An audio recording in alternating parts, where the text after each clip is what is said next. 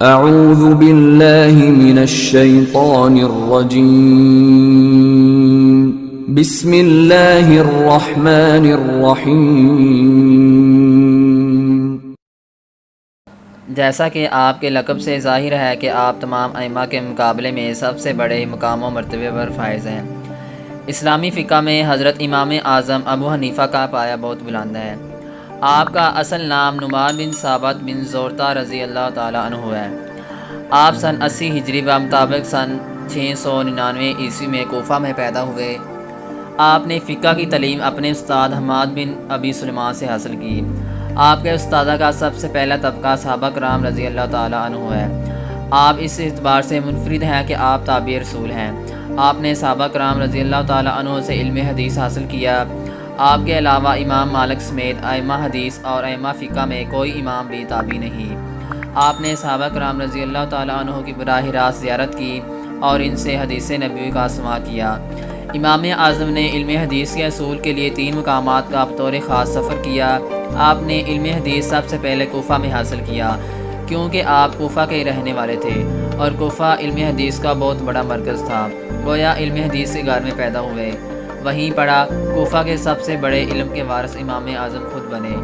دوسرا مقام حرمین شریفین تھا، جہاں سے آپ نے احادیث اخذ کی، اور تیسرا مقام بصرہ تھا۔ امام اعظم امام ابو حنیفہ نے تقریباً 4000 استاذہ سے علم حاصل کیا۔ ایک دفعہ حضرت امام اعظم رحمۃ اللہ علیہ اور امام شافعی رحمۃ اللہ علیہ کے شاگردوں کے مابین جھگڑا پیدا ہو گیا۔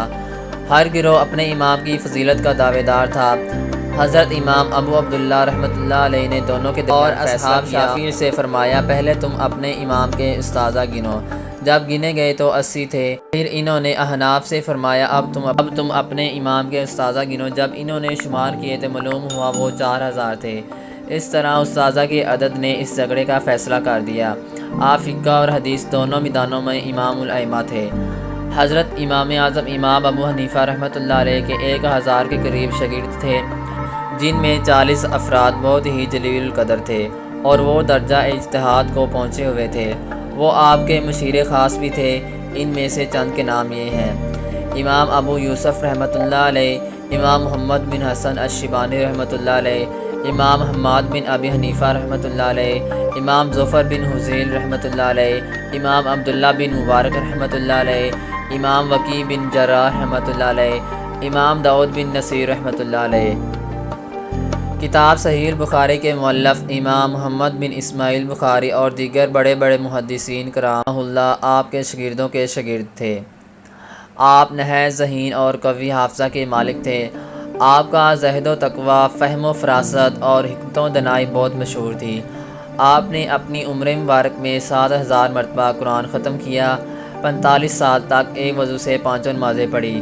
رات کے 2 نفلوں میں پورا قرآن حکیم ختم کرنے والے امام اعظم ابو حنیفہ رحمۃ اللہ علیہ دن کو علم پھیلاتے اور رات کو عبادت کرتے۔ ان کی حیات مبارکہ کے لاتعداد گوشے ہیں۔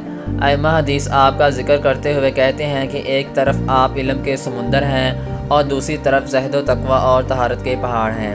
امام اعظم اپنا طریقہ اجتہاد 2 استنباط یوں بیان فرماتے ہیں: میں سب سے پہلے کسی مسئلے کا حکم کتاب اللہ سے اخذ کرتا ہوں، پھر اگر وہاں وہ مسئلہ نہ پاؤں تو سنت رسول صلی اللہ علیہ وآلہ وسلم سے لے لیتا ہوں۔